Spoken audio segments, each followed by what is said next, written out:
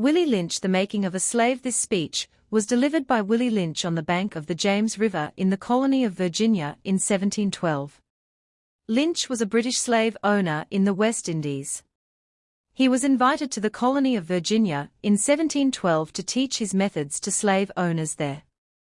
The term lynching is derived from his last name.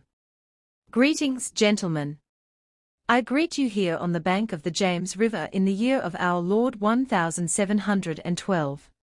First, I shall thank you, the gentlemen of the colony of Virginia, for bringing me here. I am here to help you solve some of your problems with slaves. Your invitation reached me on my modest plantation in the West Indies, where I have experimented with some of the newest and still the oldest methods for control of slaves. Ancient Romans would envy us if my program is implemented.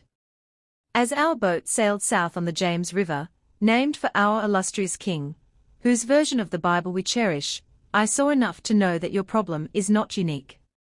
While Rome used cords of wood as crosses for standing human bodies along its highways in great numbers, you are here using the tree and the rope on occasions.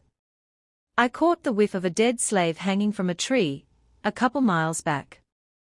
You are not only losing valuable stock by hangings, you are having uprisings, slaves are running away, your crops are sometimes left in the fields too long for maximum profit, you suffer occasional fires, your animals are killed. Gentlemen, you know what your problems are, I do not need to elaborate. I am not here to enumerate your problems, I am here to introduce you to a method of solving them. In my bag here, I have a foolproof method for controlling your black slaves. I guarantee every one of you that if installed correctly it will control the slaves for at least 300 years. My method is simple. Any member of your family or your overseer can use it. I have outlined a number of differences among the slaves, and I take these differences and make them bigger. I use fear, distrust and envy for control purposes. These methods have worked on my modest plantation in the West Indies, and it will work throughout the South. Take this simple little list of differences and think about them. On top of my list is AGE, but it's there only because it starts with an A. The second is color, or shade. There is intelligence, size, sex, sizes of plantations, status on plantations, attitude of owners, whether the slaves live in the valley, on a hill, east, west, north, south, have fine hair, coarse hair, or is tall or short. Now that you have a list of differences, I shall give you an outline of action, but before that, I shall assure you that distrust is stronger than trust and envy stronger than adulation, respect or admiration. The black slaves after receiving this indoctrination shall carry on, and will become self-refueling and self-generating for hundreds of years, maybe thousands. Don't forget you must pitch the old black male versus the young black male, and the young black male against the old black male. You must use the dark-skinned slaves versus the light-skinned slaves, and the light-skinned slaves versus the dark-skinned slaves. You must use the female versus the male, and the male versus the female. You must also have your white servants and overseers distrust all blacks.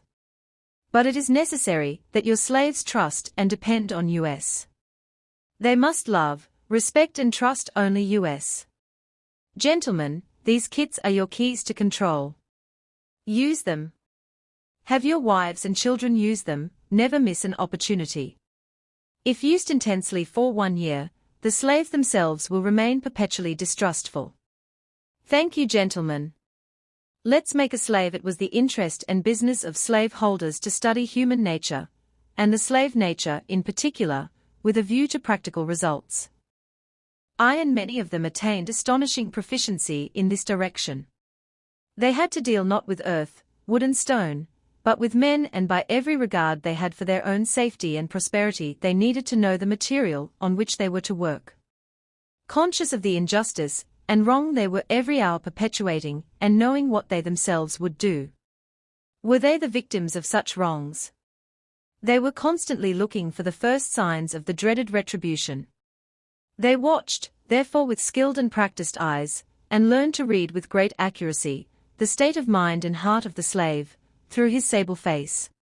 Unusual sobriety, apparent abstractions, sullenness and indifference indeed, any mood out of the common was afforded ground for suspicion and inquiry. Frederick Douglass' Let's Make a Slave is a study of the scientific process of man-breaking and slave-making. It describes the rationale and results of the Anglo-Saxons' ideas and methods of ensuring the master-slave relationship. Let's Make a Slave, the original and development of a social being called the Negro. Let us make a slave. What do we need? First of all, we need a black N-word man, a pregnant N-word woman, and her baby N-word boy.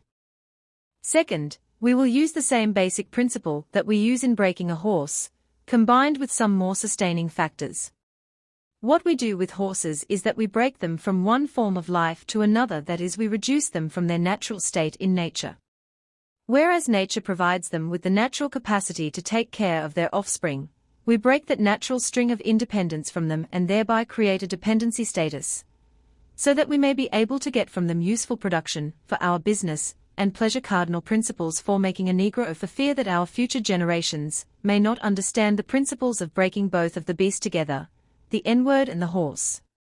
We understand that short-range planning economics results in periodic economic chaos, so that to avoid turmoil in the economy, it requires us to have breadth and depth in long-range comprehensive planning, articulating both skill-sharp perceptions. We lay down the following principles for long-range comprehensive economic planning. Both horse and N-words is no good to the economy in the wild or natural state. Both must be broken and tied together for orderly production. For orderly future, special and particular attention must be paid to the female and the youngest offspring. Both must be crossbred to produce a variety and division of labor. Both must be taught to respond to a peculiar new language. Psychological and physical instruction of containment must be created for both. We hold the 6 cardinal principles as truth to be self-evident, based upon the following: the discourse concerning the economics of breaking and tying the horse and the N-word together, all inclusive of the 6 principles laid down about. Note, neither principle alone will suffice for good economics. All principles must be employed for orderly good of the nation. Accordingly, both a wild horse and a wild or nature N-word is dangerous even if captured, for they will have the tendency to seek their customary freedom, and in doing so, might kill you in your sleep. You cannot rest. They sleep while you are awake, and are awake while you are asleep. They are dangerous near the family house, and it requires too much labor to watch them away from the house. Above all, you cannot get them to work in this natural state.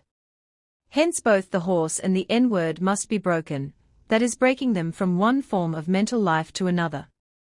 Keep the body, take the mind. In other words, break the will to resist. Now the breaking process is the same for both the horse and the N-word, only slightly varying in degrees. But as we said before, there is an art in long-range economic planning. You must keep your eye and thoughts on the female and the offspring of the horse and the N-word. A brief discourse in offspring development will shed light on the key to sound economic principles. Pay little attention to the generation of original breaking, but concentrate on future generation. Therefore, if you break the female mother, she will break the offspring in its early years of development, and when the offspring is old enough to work, she will deliver it up to you, for her normal female protective tendencies will have been lost in the original breaking process. For example, take the case of the wild stud horse, a female horse and an already infant horse, and compare the breaking process with 2 captured N-word males in their natural state, a pregnant N-word woman with her infant offspring. Take the stud horse, break him for limited containment. Completely break the female horse until she becomes very gentle, whereas you or anybody can ride her in her comfort. Breed the mare and the stud until you have the desired offspring. Then you can turn the stud to freedom until you need him again. Train the female horse whereby she will eat out of your hand, and she will in turn train the infant horse to eat out of your hand also. When it comes to breaking the uncivilized N-word, use the same process, but vary the degree and step up the pressure, so as to do a complete reversal of the mind. Take the meanest and most restless N-word, strip him of his clothes in front of the remaining male N-words, the female, and the N-word infant, tar and feather him, tie each leg to a different horse faced in opposite directions. Set him afire and beat both horses to pull him apart in front of the remaining N-word. The next step is to take a bull whip and beat the remaining N-word male to the point of death, in front of the female and the infant. Don't kill him, but put the fear of God in him, for he can be useful for future breeding. The breaking process of the African woman: take the female and run a series of tests on her to see if she will submit to your desires willingly. Test her in every way, because she is the most important factor for good economics. If she shows any sign of resistance in submitting completely to your will, do not hesitate to use the bull whip on her to extract that last bit of B-word out of her. Take care not to kill her, for in doing so, you spoil good economic. When in complete submission, she will train her offsprings in the early years to submit to labor when they become of age. Understanding is the best thing. Therefore, we shall go deeper into this area of the subject matter concerning what we have produced here in this breaking process of the female N-word. We have reversed the relationship. In her natural uncivilized state, she would have a strong dependency on the uncivilized N-word male, and she would have a limited protective tendency toward her independent male offspring, and would raise male offsprings to be dependent like her. Nature had provided for this type of balance. We reversed nature by burning and pulling a civilized N-word apart, and bull-whipping the other to the point of death, all in her presence. By her being left alone, unprotected, with the male image destroyed, the ordeal caused her to move from her psychological dependent state to a frozen independent state. In this frozen psychological state of independence, she will raise her male and female offspring in reversed roles. For fear of the young male's life, she will psychologically train him to be mentally weak and dependent, but physically strong. Because she has become psychologically independent, she will train her female offsprings to be psychological independent. What have you got? You've got the N-word woman out front and the N-word man behind and scared. This is a perfect situation of sound sleep and economic. Before the breaking process, we had to be alertly on guard at all times. Now we can sleep soundly, for out of frozen fear his woman stands guard for us. He cannot get past her early slave molding process. He is a good tool, now ready to be tied to the horse at a tender age. By the time a N-word boy reaches the age of 16, he is soundly broken in and ready for a long life of sound and efficient work, and the reproduction of a unit of good labor force. Continually through the breaking of uncivilized savage N-word, by throwing the N-word female savage into a frozen psychological state of independence, by killing of the protective male image, and by creating a submissive dependent mind of the N-word male slave, we have created an orbiting cycle that turns on its own axis forever, unless a phenomenon occurs and reshifts the position of the male and female slaves. We show what we mean by example. Take the case of the two economic slave units and examine them close. The Negro marriage unit, we breed 2 N-word males with 2 N-word females. Then we take the N-word male away from them and keep them moving and working. Say one N-word female bears a N-word female, and the other bears a N-word male. Both N-word females being without influence of the N-word male image, frozen with an independent psychology, will raise their offspring into reverse positions. The one with the female offspring will teach her to be like herself, independent and negotiable. We negotiate with her, through her, by her, negotiates her at will.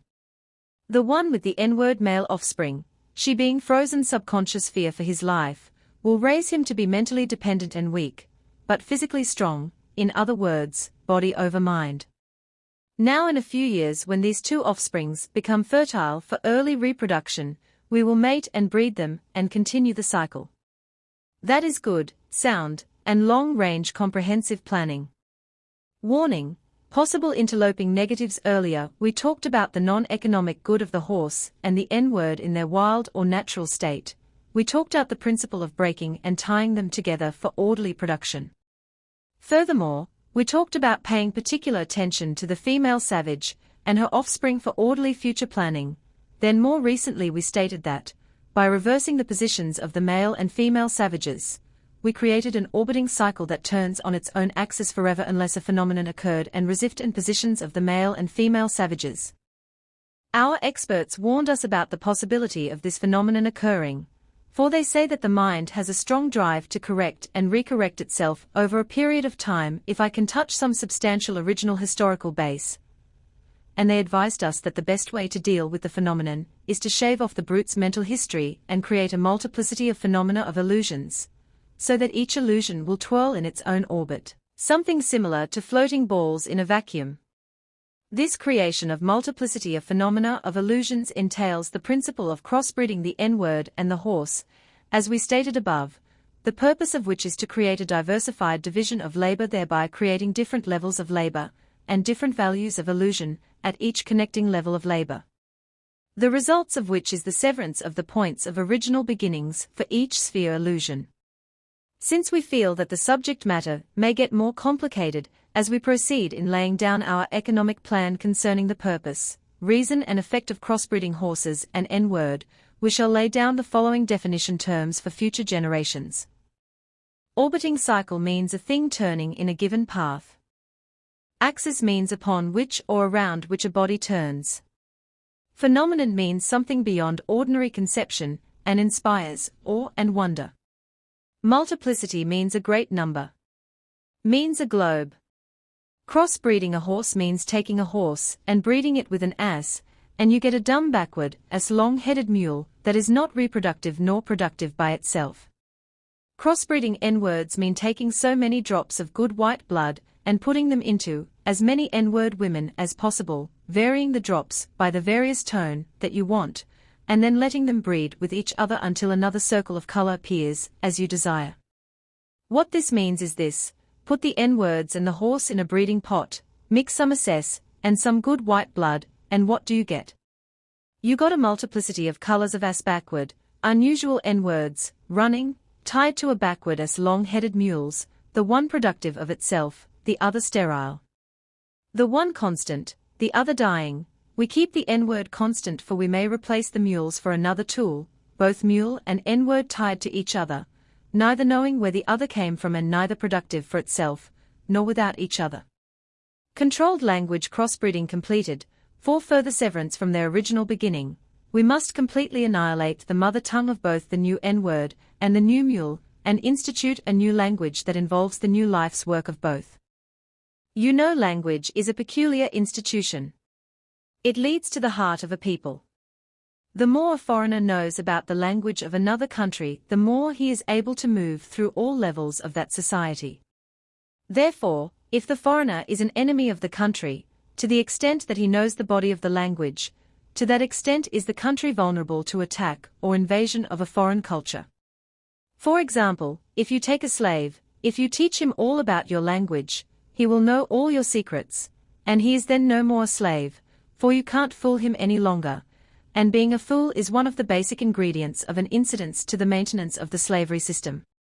For example, if you told a slave that he must perform in getting out our crops, and he knows the language well, he would know that our crops didn't mean our crops, and the slavery system would break down, for he would relate on the basis of what our crops really meant.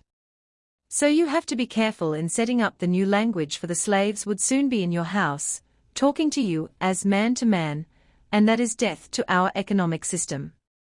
In addition, the definitions of words or terms are only a minute part of the process. Values are created and transported by communication through the body of the language. A total society has many interconnected value system.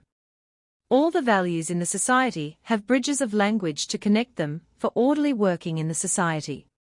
But for these language bridges, these many value systems would sharply clash and cause internal strife or civil war, the degree of the conflict being determined by the magnitude of the issues or relative opposing strength in whatever form.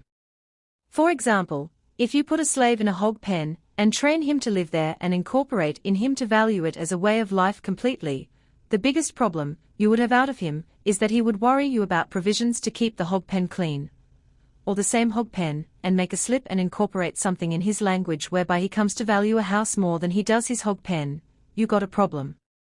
He will soon be in your house. Additional note, equals Henty Berry, speaking in the Virginia House of Delegates in 1832, described the situation, as it existed in many parts of the South at this time. We have, as far as possible, closed every avenue by which light may enter there, the slaves' minds. If we could extinguish the capacity to see the light, our work would be complete. They would then be on a level with the beasts of the field and we should be safe. I am not certain that we would not do it, if we could find out the process, and that on the plea of necessity. From Brown America, The Story of a New Race by Edwin R. Embry. 1931. The Viking Press.